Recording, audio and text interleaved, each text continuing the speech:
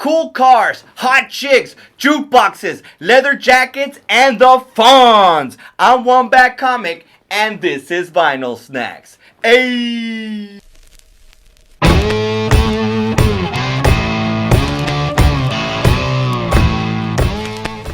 What's up, vinyl heads? Welcome to another episode of Vinyl Snacks. Again, thank you guys so much for tuning in.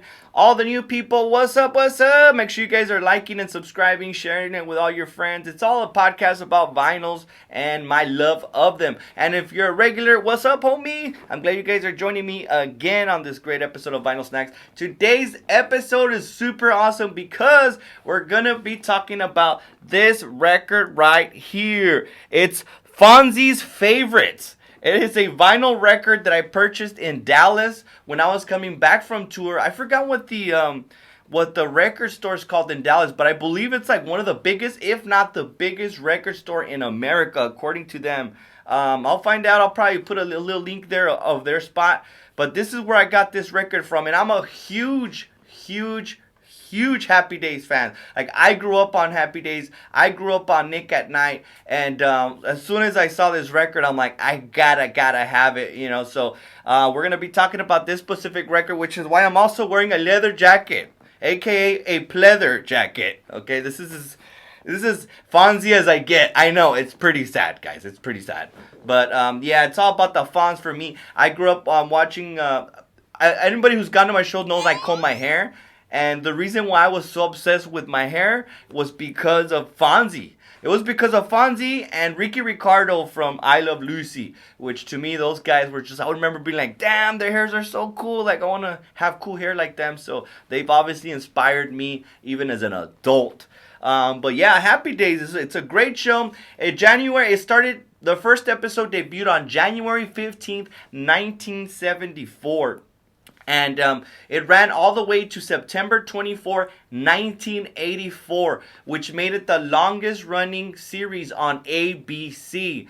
I believe it was 255 episodes, and it lasted 11 seasons. Not only was it a hit on ABC, but it also dethroned I Love Lucy as the top rated show on Nick at Night, which anybody that grew up around that time, Nick at Night was full. That's where I grew up. I Love Lucy, Happy Days, The Three Stooges. So it was all about Nick at Night. So Happy Days ranked the top rated show on Nick at Night, outdoing Lucille Ball on I Love Lucy.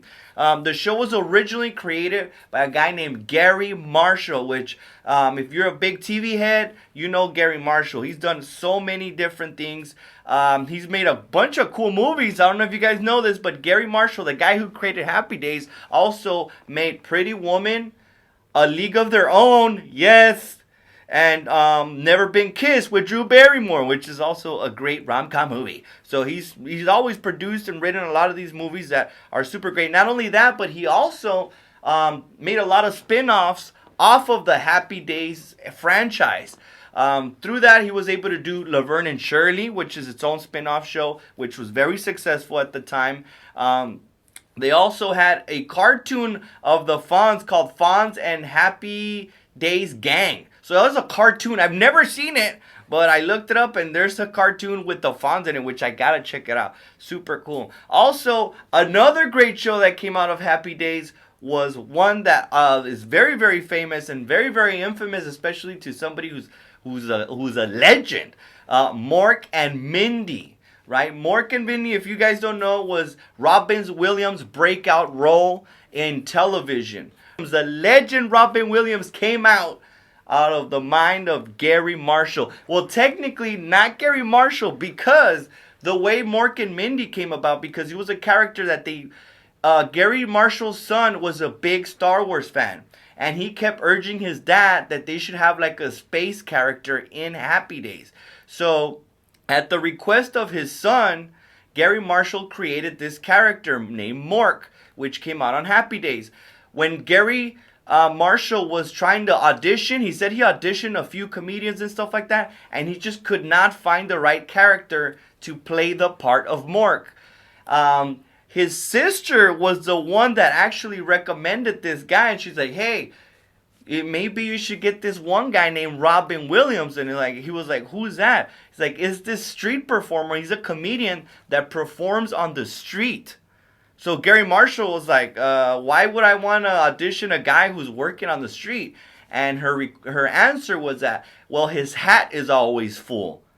Which is like, what? That means the guy was killing it on the street. Robin Williams, dude. So he went and auditioned, and Robin Williams just blew everybody out of the water and immediately was given the part of Mork, which set him off on his journey to being one of the greatest, most legendary comedians of all time. So it all comes out of this bad boy right here, Happy Days. So a bunch of great characters came out of the Happy Days show, including the most famous one, Arthur Fonzarelli, aka the Fonz, baby, played by none other great actor Henry Winkler. Now, the interesting part about this is that the part was originally not going to go to Henry Winkler. It was actually going to go to a guy named Mickey Dolenz. Now, if you guys don't know who this guy is, this guy was originally the drummer for a band called the Monkees. That's right. Hey, hey, we're the Monkees.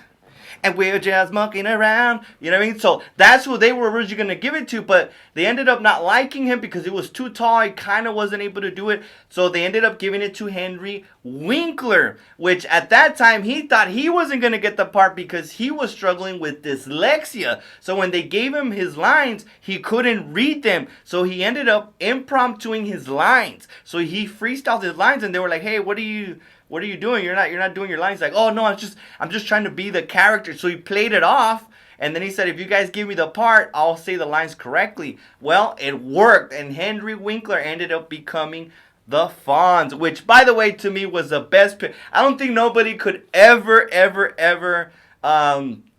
play the part better than Henry Winkler. The Fonz is always going to be him. And there's always these cool nods on Arrested Development because he comes out on the show. There's a part where he's combing his hair and he does this thing, you know what I mean? He jumps over a shark, which is a super famous episode in Happy Days. So they're always giving him nods. So I think that's super cool. If you guys haven't seen that show, make sure you guys check that one out. Arrested Development. So yeah, that's always neat. So now we check out the record. As soon as I saw this record, I'm like, I had to buy it, dude. I just had to. In the front of this record, you can actually see a big picture of Henry Winkler as the Fonz with a little pin, by the way, that says "Sit" on it, which I think is still a great cut down for when somebody's talking shit to you.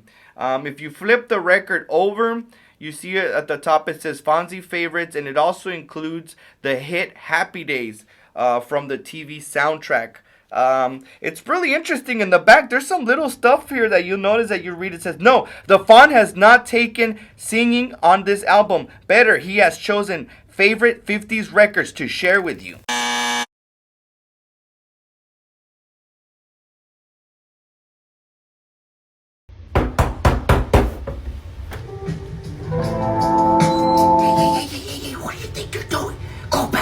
You should be asleep. Hi, miss. You're just wrestling with my Mr. Dad? Yeah, he just was wrestling another girl too, but he just always wins. You pig. Hey, go to your room. Miss, I have your shankla, miss.